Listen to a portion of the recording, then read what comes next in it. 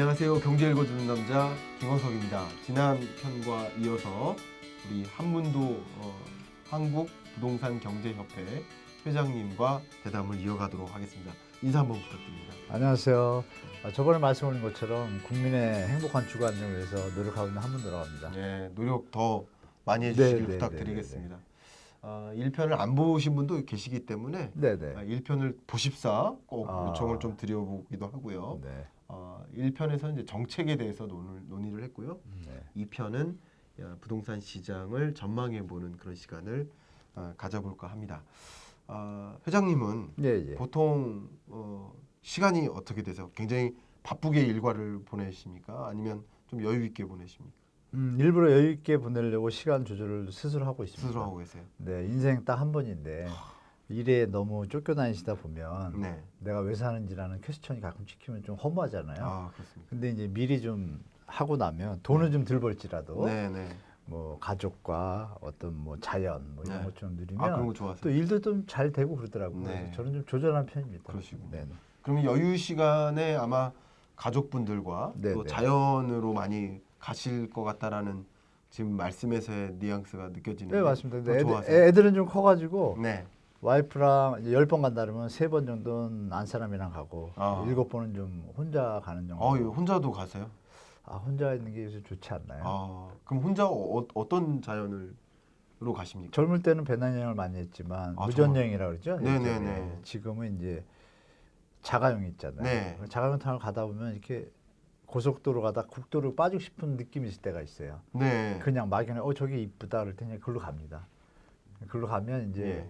새로운 또 그렇죠. 지도로만 보던 거하고 또 가면 틀리거든요. 그럼요. 그러니까 마을 분들이 처음에 이렇게 훑어봐요, 막 이렇게 훑어보다가 네. 구경 와서 이렇게 하면 또 옛날 분 우리 저희 어릴 때 막 밥도 그냥 줬잖아요, 지나가다가. 예, 옛날에는. 지금은 밥 달라 그러면 신고할 거래요, 경찰에. 근데 지금도 아직도 그런 데들이 많이 있습니다. 네. 시골 저 전국에 가면. 그래도 이제 TV에서 보신 분이네요 하면서 식사 주시고 하지 않으세요? 그렇지는 않습니다. 그렇진 않고요. 네. 네, 좀 띄워드렸는데 네, 바로 네. 겸손하게 네네. 말씀해 주시는 것 같습니다. 네, 그 정말 이거 즉흥적인 여행 이런 거 좋아하시는 네, 거예요? 많이 좋아합니다. 네. 저도 여행 스타일이 그렇습니다. 그러시군요. 네, 실제로. 진짜로요? 진짜로 그렇습니다. 그럼 이렇게 해가지고 어디서 만날 수도 있겠네요. 저랑. 정말 아무것도 생각하지 않고 숙소도 예약하지 않은 채 유럽에 배낭여행을 떠난 적이 있어요. 이야. 혼자. 공항에 딱 떨어져서 그때부터 고민을 하기 시작했어요. 너무 멋있습니다. 정말. 근데 정말 멋있습니다. 파란만장한 그렇죠. 재밌는 그런 여행이 펼쳐지죠. 진짜 멋있죠. 저는 혼자 인도 여행 떠난 것도 기억이 나고. 인도 다녔습니까? 예, 인도를 혼자. 와. 근데 정말 재밌는 기억이 많습니다. 인도를 네. 다녀오지 않고 인생을 얘기하지 말란 소리도 있는데 진짜로요. 그 인도 사람들이 하는 얘기죠. 아니 전 세계적으로요. 네. 대단하시네요. 아니 뭐 대단한 건 아니고요. 말씀해 보시니까 약간 그런 여행 스타일이 좀 비슷하지 않을까 그런 생각을 해봤습니다. 자, 오늘 이 비슷한 네. 성향 여행 스타일을 갖고 있는 네. 한문도 회장님과 네. 본격적으로 이야기를 나눠보도록 하겠습니다. 부동산 시장 전망 어떻습니까? 부동산 시장의 수요 공급 정책은 지난주에 얘기했으니까 예.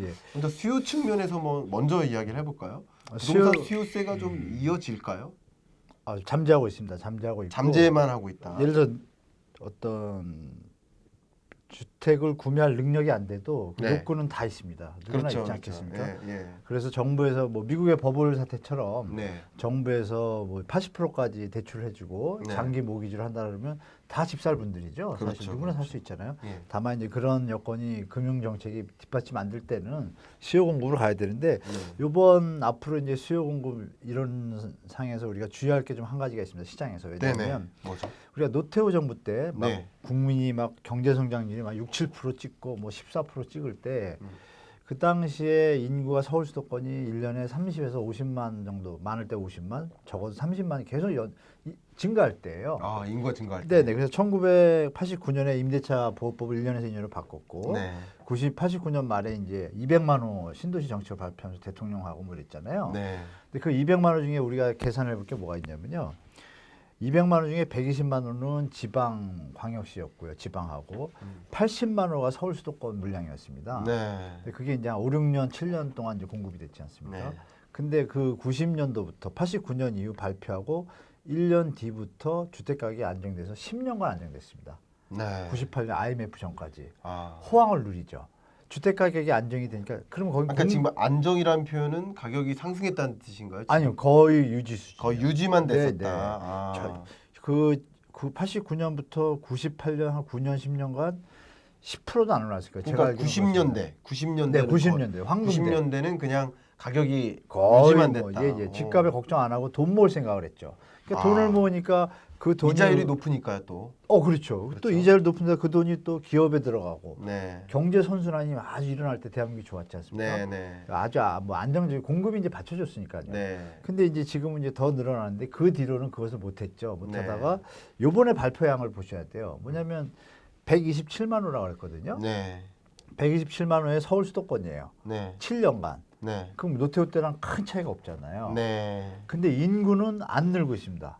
네. 지금 제가 알기로는 2달 전부터 인구 감소가 시작되잖아요. 전국적으로. 예, 예, 예. 서울, 경기, 수도권 지역도 인구 증가율이 뚝 떨어졌어요. 예, 예. 35세에서 54세 주택 구매 핵심 영역도 감소하고 있고 그런데 물량이 앞으로 127만 채. 그중에서 27만 채는 유보적입니다. 왜냐하면 27만 채는 공공 재건축 재개발로 물량을 공급한다 그랬는데 공공 재건축 현장들이 임대 아파트와 소셜 믹스되는 걸 싫어하지 않습니까? 네. 그래서 좀 강남이나 이제 일부 이제 재건축 쪽에 대해서 좀 안 하는 편이고요. 네. 재개발 물량이 조금만 다 되겠죠. 근데 그걸 만약에 하나도 안 한다고 가정을 해도 100만 채가 있잖아요. 100만 채 중에 70만 채는 이미 공공택지가 다 확보되어 있는 상태고 3기 신도시가 30만 호인데 이것까지 지금 잘 진행되기 때문에 100만 호가 7년 동안 나온다고 가정을 해보십시오.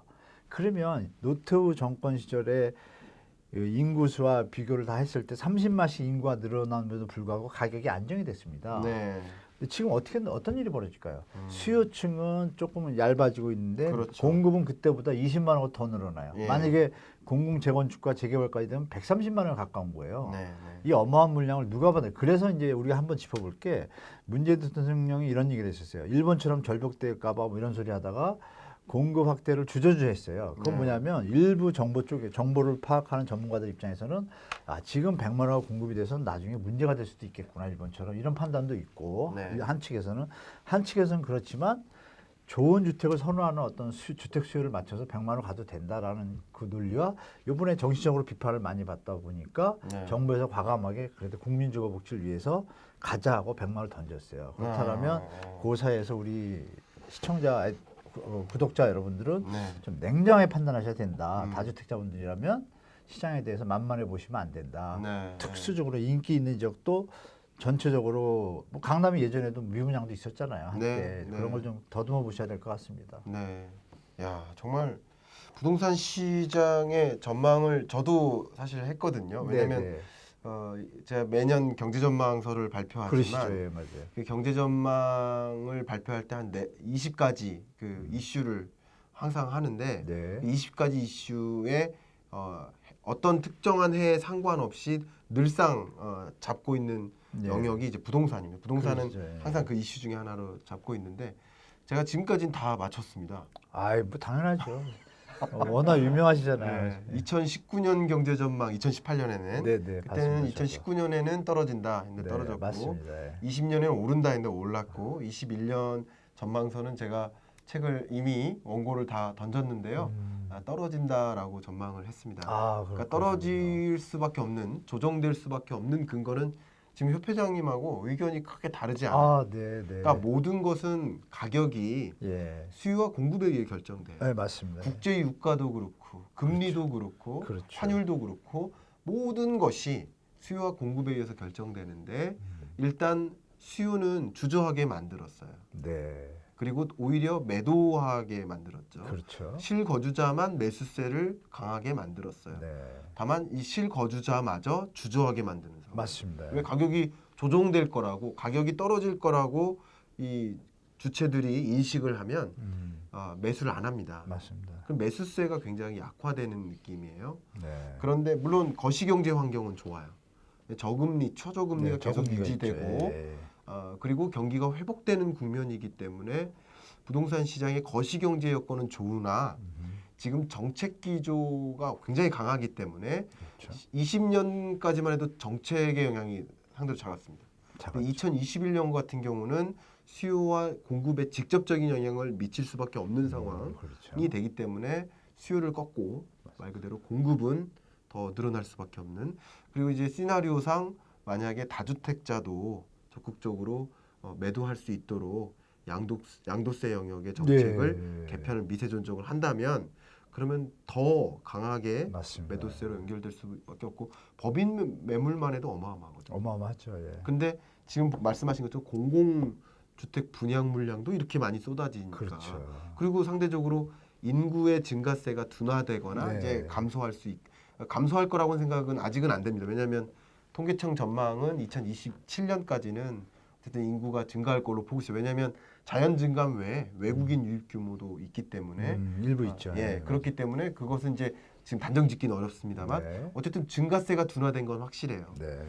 그런 면에서 이 전반적인 영역을 이제 헤아려 본다면 어쨌든 이제 수요 공급의 불일치로 공급 과잉, 그렇죠. 안정적인 조정으로 들어가지 않을까 하는 그런 생각들을 많이 해 봅니다. 네. 그러면 이제 이 부동산 시장을 전망해 볼 때 네. 많이들 물론 이 방송을 보고 계신 여러분들이 다 지방이 달라요. 그렇죠. 위치가 다 다르세요. 다 다르시죠. 그리고 관심 있는 영역도 다르고 각각의 가구 주체들의 소득 수준이나 자산 다 규모나 다르시죠. 부채 규모 모든 게 다릅니다. 그러니까 지금 이야기 드리는 모든 것들이 컨설팅처럼 모든 여러분에게 맞는 이야기는 아닐 수 있어요. 맞습니다. 그런 관점에서 적어도 그냥 수도권과 지방권만을 이제 구분해 놓고 네. 수도권의 전망과 지방권의 전망을 좀 구분해서 좀 이야기해 주시면 더 도움이 될 것 같은데요. 예. 수도권은 일단 수요가 일단 존재하는 지역이지 않습니까? 네. 일단 밀집돼 있고 네. 메가시티로 이명박 정부 때 많이 또 진도를 나갔고 네. 이미 뭐 뉴욕처럼 미국의 뉴욕처럼 그 근본적인 어떤 편의시설이나 문화시설이나 모든 교육시설이나 완벽하게 되어 있기 때문에 네. 수요는 계속 존재합니다. 네. 다만 이제 아까 말씀 주신 이제 그 인구 전체 흐름에서 네. 그 어떤 수요의 어떤 그 강도가 예전보다는 좀 약해지고 네. 물량이 이제 나온다는 부분에서 수도권도 지방과 좀 비교해 볼 필요가 있습니다. 예를 들면 경남, 창원, 마산이 광역시가 됐잖아요. 100만 도시로. 네. 그럼 뭐 옆에 부산이 이제 300만 도시고 대구 한 200만 되나요? 그런데 이 신규 수요는 어느 정도 수준이 됐을 때 소득 수준에서 우리가 기본으로 보실 게 서울 수도권에도 이런 부분이 있습니다. 이 300만 원 이하의 소득자가 60% 이상이고 400만 원 이하가 80%에 해당됩니다. 네네. 평균 근로자가. 네. 그럼 거기서 이제 구매할 수 있는 여러 개 어떤 그 기준이 나오거든요. 그 어떤 좀 끝에 왔다는 느낌을 제가 개인적으로 갖고 있는데요. 네. 우리가 뉴스를 보시더라도 뭐 30대 패닉방이 20대까지 왔어요. 네. 10대까지 갈 수는 없잖아요. 이런 것도 한번 미리 예측을 해야 되고 지방 같은 경우에는 창원 마산뿐이 아니라 일부 지역들은 뭐 뉴스에 많이 보도에 안 나와서 그렇지 또 천안 지역도 네. 지금 뭐 행정수도 이전 얘기가 좀 나와서 잠시 반등을 했지만 천안 같은 경우에는 제가 알기로는 시내 중심 시내 아파트들이 전철역 있고 이름에도 불구하고요. 뭐 예를 들면 뭐 2억까지 갔던 게 1억까지 떨어졌습니다. 네. 반토막이 났거든요. 네. 보도에 안 나왔어요. 근데 거기에 이제 핵심이 뭐냐면 공급량이 서울 수도권 할 때 반대 그때 우리 지방 풀어줬을 때 공급량이 어마어마했습니다. 네. 그것이 나오고 나서 그 공급량이 입주할 시점이 되고 나니까 이제 가격이 폭락을 하기 시작했죠. 그렇군요. 근데 그게 지금도 소화가 안 됐습니다. 소화가 안 되고 아직도 진행 중이에요. 네. 그러면 저 대전도 지금 뭐 일부 지역만 지금 올랐다고 그러지만 그 일부 나머지 지역들은 지금 초토화는 아니지만 가격이 뭐 힘을 못 쓰고 있습니다. 그러면 이제 서울 수도권은 거기는 이제 공급이 그대로 줄었고 서울은 지금 이 현재 시장의 어떤 압박으로 인해 가지고 공급량이 지금 늘었잖아요. 네네. 그럼 그 시장이 결국은 서울 수도권도 재현될 수 있다는 걸 우리가 예측해 볼 수 있지 않습니까? 네. 그래서 그런 부분을 좀 같이 보셔야 되고 지방은 역으로 인구가 증가하는 데가 좀 거의 없습니다. 거의 평택하고 일부 지역이 있어요. 네, 그래서 네. 평택 지역. 이게 인구가 증가하는 정보가 밀어주는 지역은 또 부동산이 또 상승할 수밖에 없거든요. 그렇죠. 그 지역별로 이제 시장이 바뀌었다. 네. 국지적으로 다 바뀌었기 때문에 국제적이다. 따로따로 보셔야지 시장을 지방은 어떻고 이러니까 연계성을 가질 필요가 전혀 없습니다. 이제 시장을 완전히 국지적으로 보셔야 되고 선택적으로 보셔야 되고 차별화돼서 시장을 따로따로 판단하시고 분석을 하셔야지 서울이 오르니까 일로 수요가 올 거야. 이제 그런 시대가 좀 지났다. 네. 저는 좀 그렇게 보고 있어서 차후에 어떤 예전에는 서울에서 막 하다가 규제가 심하면 지방으로 원정을 가고 막 투기꾼들이 그랬거든요. 지금 그럴 단계가 좀 지나고 있는 것 같아요. 시점이. 그래서 이런 좀 포탈 좀 통합적으로 시장을 보시는 시각이 필요한데 현장을 볼 때는 국지적으로 보셔야 된다. 이 말씀 꼭 드리고 싶습니다. 네.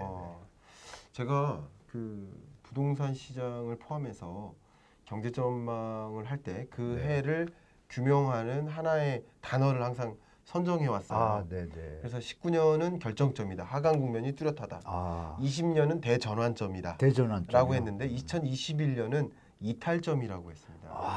왜냐하면 기존 경로와 완전히 달리 움직인다.